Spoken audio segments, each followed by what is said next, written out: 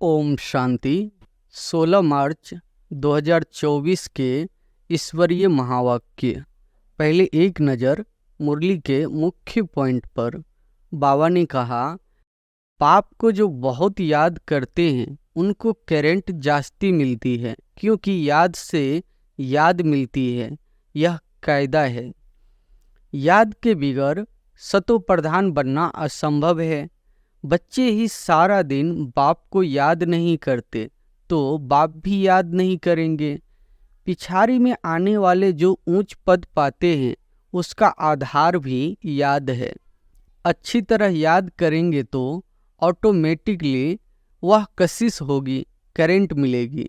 माया भी विघ्न डालेगी, क्योंकि माया समझती है यह बाप को याद करेंगे तो मुझे छोड़ देंगे, क्योंकि जब तुम मेरे बनते हो तो सब कुछ छोड़ना पड़े।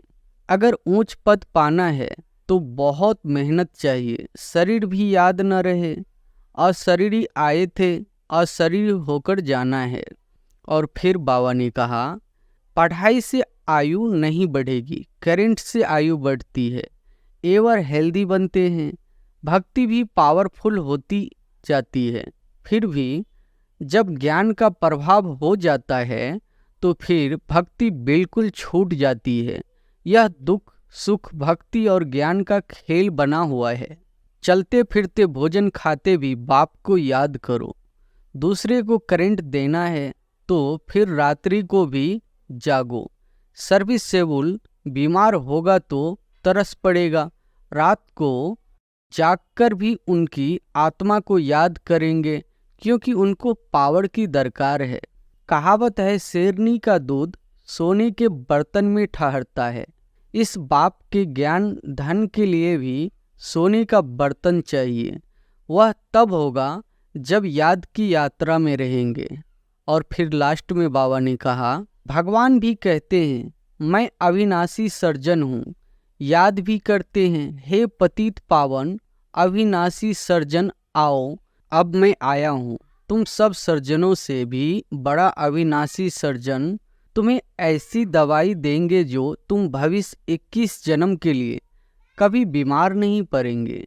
इस समय सब रोगी है, अब निरोगी बनना है। यह टॉपिक भी रखो। बोलो, आप जो घड़ी घड़ी बीमार पड़ते हो तो हम आपको ऐसी संजीवनी बूटी देंगे जो तुम कभी बीमार नहीं पड़ेंगे। तुम वंडरफुल टॉपिक लिखो जो मनुष्य वंडर खाए, भागे सुनने के लिए। और अब सुनते हैं महावाक्यों को विस्तार से।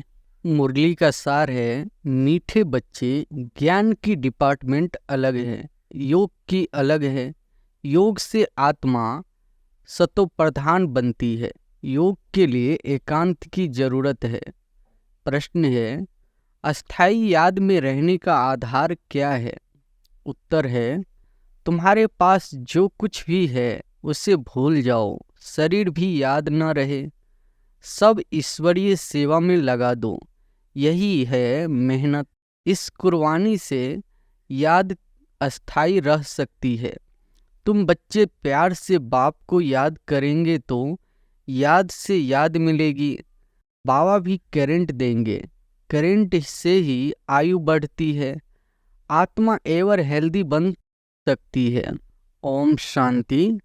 अब योग और ज्ञान दो चीजें हैं। बाप के पास यह बहुत बड़ा खजाना है जो बच्चों को देते हैं। बाप को जो बहुत याद करते हैं उनको करंट जास्ती मिलती है, क्योंकि याद से याद मिलती है। यह कायदा है, क्योंकि मुख्य है याद। ऐसे नहीं कि ज्ञान बहुत है इसका मतलब याद करते हैं नहीं। ज्ञान की डिपार्टमेंट अलग है, योग की बहुत बड़ी सब्जेक्ट है, ज्ञान की उससे कम। योग से आत्मा सतो प्रधान बन जाती है, क्योंकि बहुत याद करते हैं। याद के बिगड़ सतो प्रधान बनना असंभव है। बच्चे ही सारा दिन बाप को याद नहीं करते तो बाप भी याद नहीं करेंगे। बच्चे अच्छी रीति याद करते हैं तो बाप की भी याद से याद मिलती है। बाप को खींचते हैं। यह भी बना बनाया खेल है जिसको अच्छी रीति समझाना है। याद के लिए बहुत एकांत भी चाहिए। पिछाड़ी में आने वाले जो ऊंच पद पाते हैं उसका आधार भी याद है। उन्हें याद बहुत रहती है, याद से याद मिलती है। जब बच्चे बहुत याद करते हैं तो बाप भी बहुत याद करते हैं। वह कशिश करते हैं, कहते हैं ना, बाबा रहम करो, कृपा करो। इसमें भी चाहिए याद। अच्छी तरह याद करेंगे तो ऑटोमेटिकली वह कशिश होगी, करंट मिलेगी। आत्मा को अंदर आता है कि मैं बाबा को याद करता हूँ, तो वह याद एकदम भरपूर कर देती है। ज्ञान है धन, याद से फिर याद मिलती है, जिससे हेल्दी बन जाते हैं, पवित्र बन जाते हैं। इतनी ताकत है जो सारे विश्व को पवित्र बना देते हैं। इसलिए बुलाते हैं, बाबा आकर पतितों को पावन बनाओ। मनुष्य तो कुछ नहीं जानते, ऐसे ही रड़ियां मारते और समय वेस्ट करते रहते हैं। बाप को जानते नहीं। नौधा भक्ति भल करते हैं, शिव के मंदिर में जाकर काशी कलवट खाते हैं, मिलता कुछ भी नहीं। फिर भी विकर्म बनने शुरू हो जाते हैं। माया झट फंसा देती है, प्राप्ति कुछ भी नहीं। अब तुम जानते हो पतित पावन बाप है, उन पर कुर्बान जाना चाहिए। वह समझते हैं शिव शंकर एक है, यह भी अज्ञान है। यहाँ बाबा बार बार कहते हैं, मनमना भव, मुझे याद करो तो तुम पवित्र बन जाएंगे। तुम काल पर जीत पाते हो। इसमें तुम जितनी कोशिश करेंगे तो माया भी विघ्न डालेगी, क्योंकि माया समझती है यह बाप को याद करेंगे तो मुझे छोड़ देंगे। क्योंकि जब तुम मेरे बनते हो तो सब कुछ छोड़ना पड़े, मित्र संबंधी धन आदि कुछ भी याद ना आए। एक कथा है, लाठी भी छोड़ो, सब चीजें छुड़ाते हैं, परंतु यह कभी नहीं कहते कि शरीर को भी याद नहीं करो। बाप कहते हैं यह शरीर तो पुराना है, इसे भी भूलो, भक्ति मार्ग की बातें भी छोड़ दो, एकदम सब कुछ भूल जाओ, अथवा जो कुछ है काम में लगा दो, तभी याद कटेगी। अगर ऊंच पद पाना है तो बहुत मेहनत चाहिए। शरीर भी याद न रहे, अशरीरी आए थे, अशरीरी होकर जाना है। बाप बच्चों को पढ़ाते हैं, इनको कोई तमन्ना नहीं है, यह तो सर्विस करते हैं। बाप में ही तो ज्ञान है ना। यह बाप और बच्चे का खेल है, इकट्ठा बच्चे भी याद करते हैं। फिर बाप बैठ सर्च लाइट देते हैं। कोई बहुत खींचते हैं तो बाप बैठ लाइट देते हैं, बहुत नहीं खींचते हैं तो यह बाबा बैठ बाप को याद करते हैं। कोई समय किसी को करंट देनी होती है तो नींद फिट जाती है, यह फुरना लग जाता है कि फलाने को करंट देनी है। पढ़ाई से आयु नहीं बढ़ेगी, करंट से आयु बढ़ती है। एवर हेल्दी बनते हैं। दुनिया में किसकी आयु 125 150 वर्ष भी होता है तो जरूर हेल्दी होंगे। भक्ति भी बहुत करते होंगे, भक्ति में भी कुछ फायदा है, नुकसान नहीं। जो भक्ति भी नहीं करते उनके मैनर्स भी अच्छे नहीं होते। भक्ति में भगवान में विश्वास रहता है, अंधे में झूठ पाप नहीं करेंगे, क्रोध नहीं आएगा। भक्तों की भी महिमा है। मनुष्यों को यह मालूम नहीं है कि भक्ति कब शुरू हुई, ज्ञान का तो पता नहीं पड़ता। भक्ति भी पावरफुल होती जाती है, फिर भी जब ज्ञान का प्रभाव हो जाता है तो फिर भक्ति बिल्कुल छूट जाती है। यह सुख दुख भक्ति और ज्ञान का खेल बना हुआ है। मनुष्य कह देते हैं दुख सुख भगवान ही देते हैं, फिर उनको सर्वव्यापी कह देते हैं। लेकिन सुख दुख अलग चीज है। ड्रामा को न जानने के कारण कुछ भी समझते नहीं है। इतनी सब आत्माएं एक शरीर छोड़ दूसरा लेती है, यह तुम ही जानते हो। ऐसे नहीं कहेंगे कि सतयुग में तुम देही अभिमानी रहते हो। यह तो अब बाप सिखलाते हैं। ऐसे देही अभिमानी बनो। अपने को आत्मा समझ बाप को याद करना है, पवित्र बनना है। वहाँ तो है ही पवित्र सुख धाम। सुख में कोई याद नहीं करते, भगवान को याद करते हैं दुख में। देखो ड्रामा कितना वंडरफुल है, जिसको तुम ही नंबरवार जानते हो। यह जो पॉइंट्स लिखते हैं वह भी भाषण के समय रिवाइज करने के लिए डॉक्टर वकील भी पॉइंट्स नोट करते हैं। अब तुमको बाप की मत मिलती है तो फिर रिवाइज भी करना चाहिए। भाषण करने के समय इसमें तो है बाबा की प्रवेशता। बाप तुमको समझाते हैं तो यह भी सुनेंगे।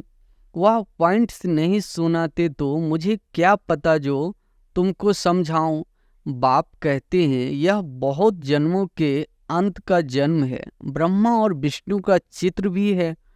तुम राजाई में चलते हो सिर्फ नंबरवार। जितना याद करते हैं, धारण करते हैं, उतना पद पाते हैं। बाप कहते हैं गुहिये ते गुहिये बातें सुनाता हूँ, तुम नई नई पॉइंट्स नोट करो, पुरानी काम में नहीं आएगी।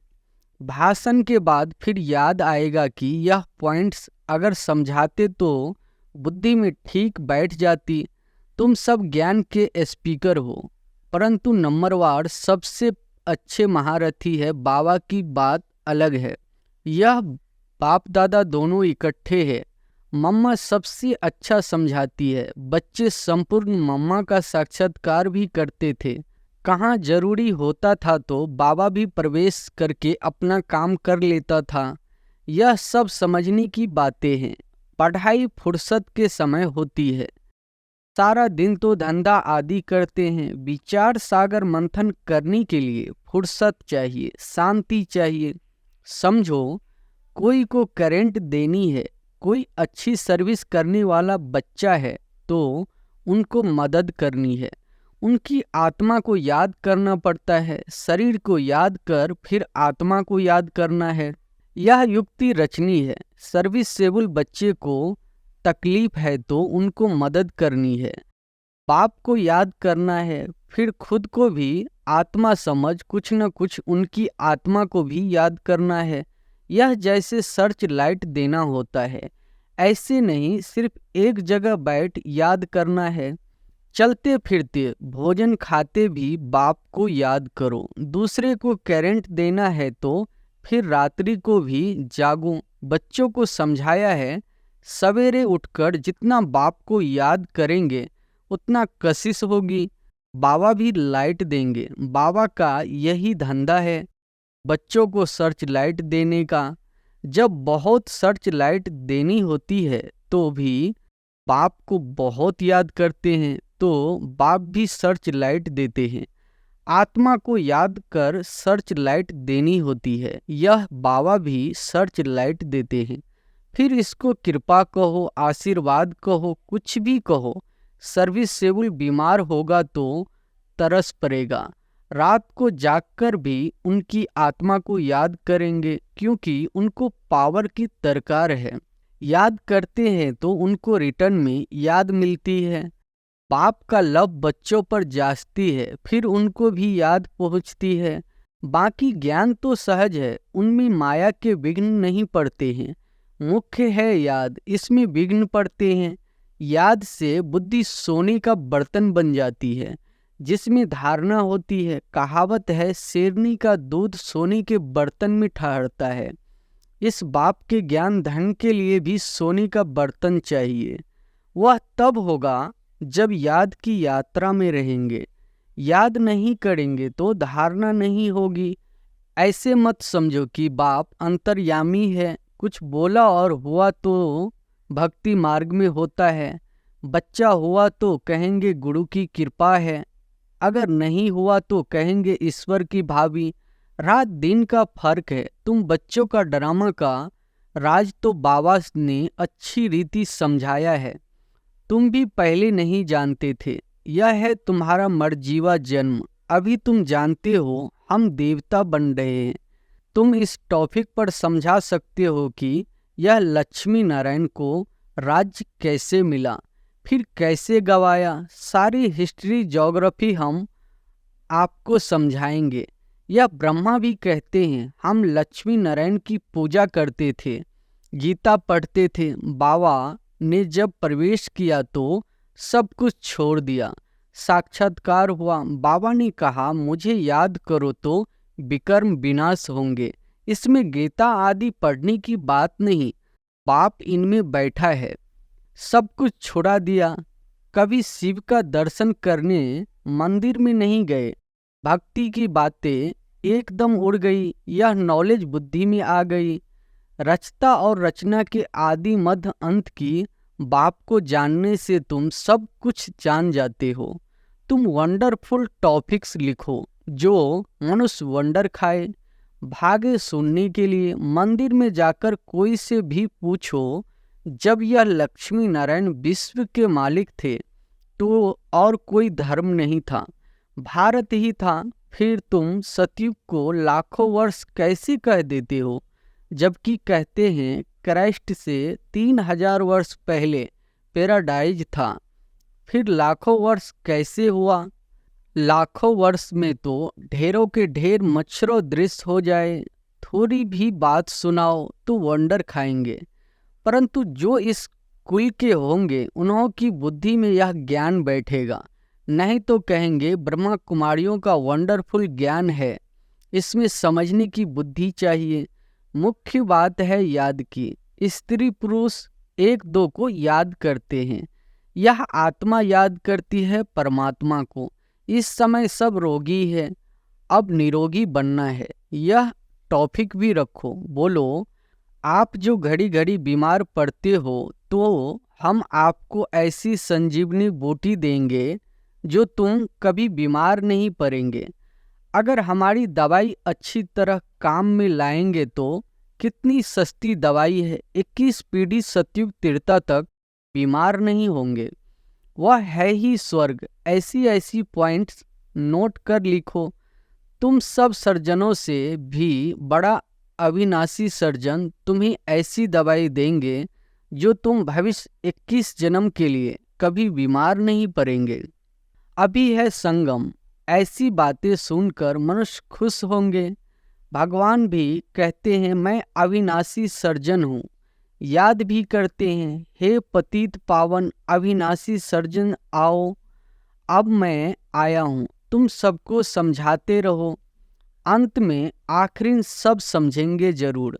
बाबा युक्तियाँ बताते रहते हैं। अच्छा, मीठे मीठे सिकिलधे बच्चों प्रति माता पिता बाप दादा का याद प्यार और गुड मॉर्निंग। रूहानी बाप की रूहानी बच्चों को नमस्ते। धारणा के लिए मुख्य सार पहली पॉइंट है, बाप से सर्च लाइट लेने के लिए सवेरे सवेरे उठ बाप की याद में बैठना है। रात्रि को जागकर एक दो को करंट दे मददगार बनना है। दूसरी पॉइंट है, अपना सब कुछ ईश्वरीय सेवा में सफल कर इस पुराने शरीर को भी भूल बाप की याद में रहना है। पूरा कुर्बान जाना है। देही अभिमानी रहने की मेहनत करनी है। वरदान है, स्वदर्शन चक्र द्वारा माया के सब चक्रों को समाप्त करने वाले माया जीत भव। स्वदर्शन चक्र द्वारा माया के सब चक्रों को समाप्त करने वाले माया जीत भव।